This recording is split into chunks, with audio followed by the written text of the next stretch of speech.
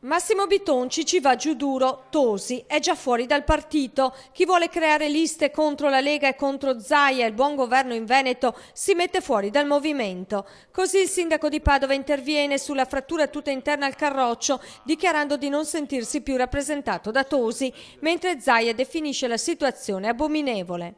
L'abominevole perché non è mai accaduto che un allenatore di calcio giochi con la squadra avversaria, per cui io spero veramente che questo poi si concretizzi in una compattezza e pensare che noi abbiamo le elezioni e abbiamo dei grandi progetti per i veneti. Lunedì ci sarà l'atteso Consiglio federale che si preannuncia ad alta tensione sulla riunione Soffiano-Forti, i venti di scissione. Lunedì c'è il Consiglio federale convocato e quindi è l'unica sede deputata per discutere e casomai dipanare la matassa. E dall'altro, quando mi parlate di segreterie, di temi della politica, mi viene l'orticaria. Io penso ai veneti e penso che è quello che i veneti vogliono da me. E a proposito dei rapporti con NCD e Forza Italia. Partita dall'NCD come quella di Forza Italia, io vi confermo l'ottimo rapporto che ho e che ho avuto con entrambi.